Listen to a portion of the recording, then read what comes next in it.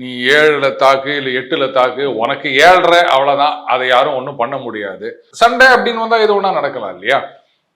சண்டையில சொக்கா மட்டும் கிழியறது கிடையாது, இதெல்லாம் நடக்கும் இல்லையா? ஸோ அந்த மாதிரி நேரத்தில் வந்து இமிடியட்டா அதை டிராஃபிக்கை ரெஸ்டோர் பண்ணது, கம்யூனிகேஷனை ரெஸ்டோர் பண்றது, இந்த மாதிரி விஷயங்கள்லாம் தயாராக இருக்க வேண்டும் அப்படின்றதுக்காக சிவில் டிஃபென்ஸையும் வந்து ஆக்டிவேட் பண்ணியிருக்காங்க.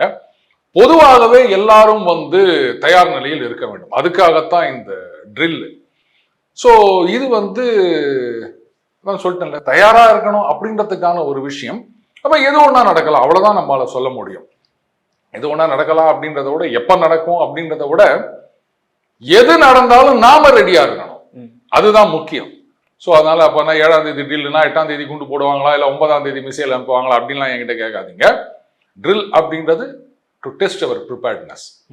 இது வந்து இன்னைக்கு மட்டும் இல்லை, சொல்ல போனா இந்த ஃபைட்டர் ஜெட்ஸ் எல்லாம் வந்து ஹைவேல லேண்டிங் அந்த மாதிரிலாம் வேற இதுக்கு முன்னாடி சில வருடங்களுக்கு முன்னாடியிலேருந்து ட்ரை பண்ணிட்டு இருக்காங்க.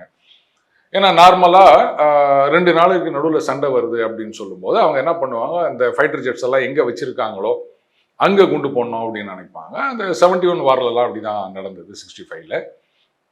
அடுத்தது வந்து அந்த ரன்வே டேக் ஆஃப் லேண்டிங் அதை வந்து சேதம் பண்ணிட்டாங்கன்னா எங்க இறங்கும் அப்படின்னு. இப்போதான் நமக்கு வந்து எஸ்பெஷலி இந்த யூபி ஏரியாவில் கண்ணாபின்னான்னு ஒரு ரோடு போட்டு வச்சிருக்காரு. ஸோ எங்கே ஒன்றா நம்ம இறங்கலாம் ஏறலாம், அது ஒன்றும் ஒரு பெரிய விஷயம் கிடையாது. ஸோ இந்த மாதிரி விஷயங்கள்ல தயாராக இருக்க வேண்டும். நாங்கள் ரெடி, நீங்கள் ரெடியா அப்படின்ற ஒரு மெசேஜாக கூட இருக்கலாம் பாகிஸ்தானுக்கு.